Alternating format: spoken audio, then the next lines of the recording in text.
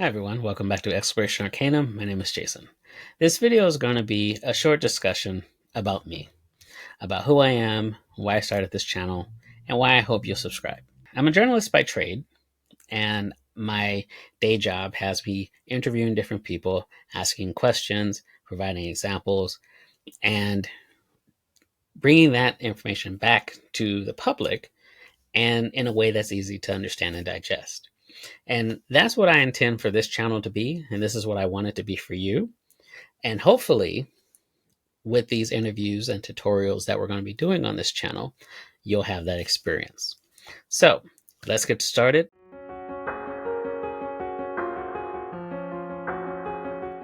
Hopefully, after this episode, you'll have a better understanding of who I am, why we're here, and it will answer any questions you may have about who this person is asking you to like and subscribe to their channel.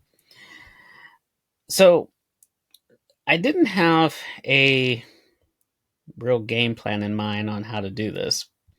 So what I decided to do was answer questions that I ask my guest. And hopefully that gives you the answers you may be looking for and helps me fill in 15-20 minutes of time. So how did I get into the occult and what interested me in magic? Well, for me, it all started in the early 90s, about maybe 92, 93, when I first read Vampire the Masquerade and Mage the Ascension.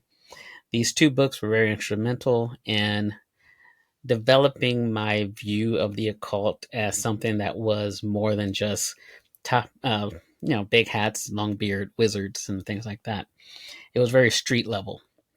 And I particularly liked Mage because Mage also showed magic in different forms.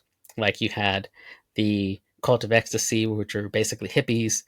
You had the Dream Speakers, who are shamans. You had the Hollow Ones, who are goth kids. You have the Order of Hermes, who are basically the Golden Dawn and Thelema. And there was different ways and reasons for doing magic. You had the magical spheres, which were different elements of the universe that the mages used to do their work. But I'd have to say, if Mage and Vampire were the gateway drug, the craft was mainlining the occult. And of course, like many awkward teenagers in the 1990s, I went to see the craft the day it opened. And I think the craft is what really set me on the path to exploring esoterica and the occult. And one reason why that was because it showed you what to do. It was, of course, Hollywood, so you have to take anything they say with a grain of salt, sometimes a bucket. But, the candles, the circle, the athame, the casting the corners, invoking, all of that stuff, which is really a part of ritual magic, was in that movie. And if you pay attention, especially the what the store owner says about magic, you can actually learn quite a bit from that movie. And it still holds up. I still watch The Craft. It's still my favorite occult theme movie. How has magic changed my life? Well, I think magic has changed my life because it opened up my eyes to a broader reality, because it's easy to see the world as binary, good and evil, black and white, things like that, when really the world is shades of gray. And magic gives you that, as it's not good, it's not evil. It's up to you, as your intention as to how it's used. So, for example, you could cast a love spell on somebody else to make them love you. Or you could cast a spell on yourself to make you more lovable. And that was very eye-opening to me. Because obviously, we're not flinging fireballs. That's not realistic. But you can have deep emotional, spiritual, mental change in yourself through these practices. And I thought that was very interesting.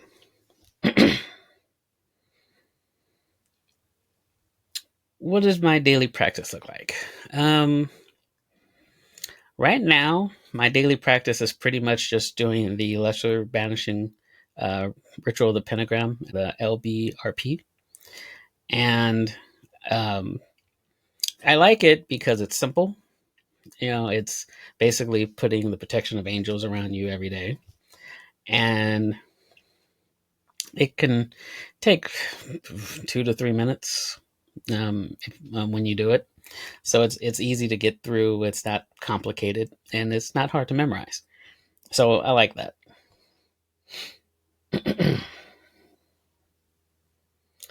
Favorite books?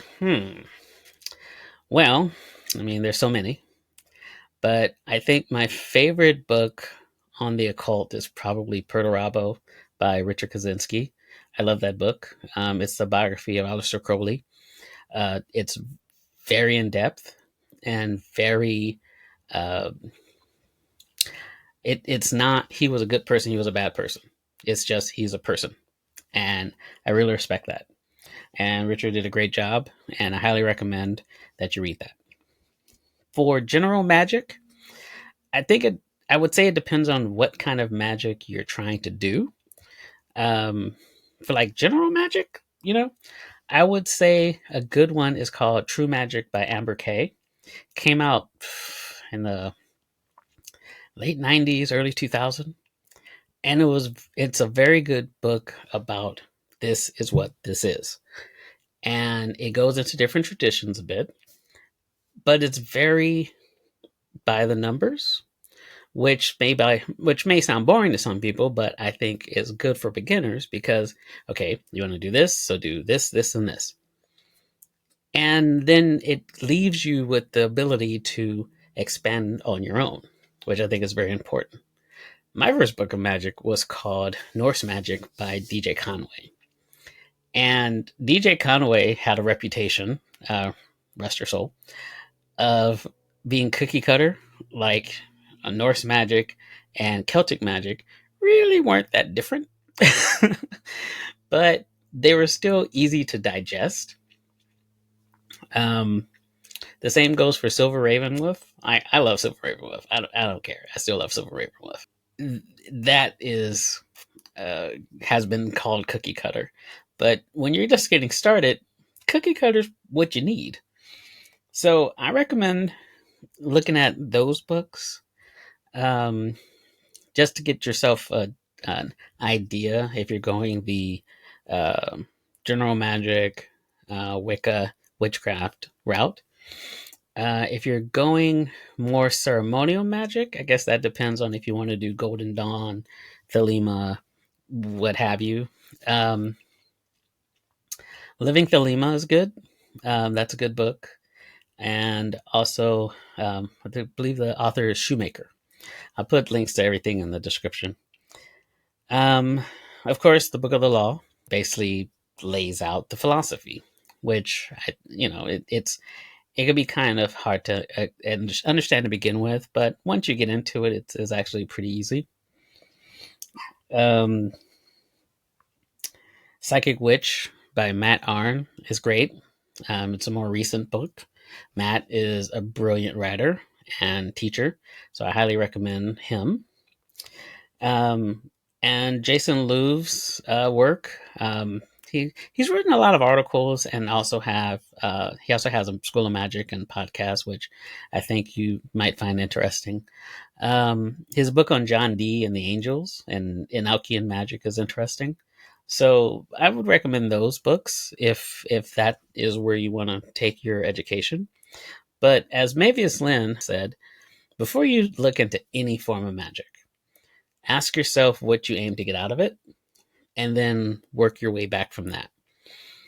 If what you're trying to do is commune with angels, you really don't need to read books on witchcraft, right? You go to Enochian magic because that's what that is. But if you want to learn witchcraft, you don't need to go into, the Golden Dawn, because that's not going to lead you into that. So, it's really about focusing on what you intend to get out of your practice. that's a personal question that you have to answer for yourself. I can answer that for you. All I can do is really just point you in the right direction. Hopefully that's what I'm doing. And then enjoy the journey. Who are my favorite occult YouTubers? Well, maybe it's Lynn, of course. She's my favorite. There's also Ashley Ryan, who does the Occult Unveiled podcast. She's great. Jason Louv, of course. Marshall, Witch of Southern Light, he's hilarious. I love Marshall. And I also enjoy Ivy the Occultist and Witch of Wonderlust, Olivia Graves. She's cool people too. She's cool people as well. So I'll put their channels in the description as well. What are my views on problematic authors? Well, I'll put it like this. Each one of us are on our own personal journey. So it's not up to me to tell you who you can and can't read. That's up to you. What I can tell you is that whatever path you take, you're responsible for that path. You're responsible for the things you read. You're responsible for the things you put out. And you have to be willing to accept and take the consequences of those decisions. So if you want to read someone that other people say you shouldn't, that's up to you. And I'm not going to tell you shouldn't, but you should definitely do your research, and you should definitely understand who these people are and what time frame they were living in. Anyone who was born before 1950 is probably going to have a crappy take on something. That's just the reality of the world. But that doesn't mean they didn't have something to say. At the same time, we're trying to live in a world that is more accepting, more tolerant, and more, inclusive and things like that. And those views don't work anymore. So just keep that in mind. If that's what you want to do, do it. You're an adult. Hopefully you're an adult watching this. Handle your business. You do you. You let other people do what they're going to do. You do what you're going to do. And then we all accept the consequences of our actions. And I'll just leave it at that. What's next for the channel? Well, I'm hoping to line up some more interviews. Hopefully this episode didn't scare anybody off. And we're going to be doing some more tutorials. We're going to start doing tutorial videos. Things like, what is cyber magic? What is ritual magic, candle magic, things like that. I already had some interviews with people regarding those, but I want to do more hands-on crafty type videos, to like explainer videos, tutorials. So I'm looking at doing that. And hopefully this episode, it's short. I normally try to do 30 to an hour, but you don't want to hear me ramble that long. I don't want to hear me ramble that long. So, I want to do that. I intended this channel to be a source of education, to be, a place where if you had a question about something, hopefully one of these interviews will answer that question for you. I didn't want it to be a place where I'm talking at you. I'm telling you how to do this thing, because everyone has their own experience, like I said before. So just because I enjoy something doesn't mean you're going to enjoy it, and vice versa. So hopefully I have a broad enough selection of guests who have a broad enough viewpoint where you can find something that resonates with you. And that's really all I'm trying to do. I'm trying to educate, trying to have some fun, and trying to meet very interesting and cool people. I'm a journalist by trade, and my job relies on me asking questions and translating that information into easy to explain, easy to digest pieces. So hopefully I did that. Hopefully you'll subscribe to the channel and follow along on the journey. Until next time, I'm Jason. Have a great day.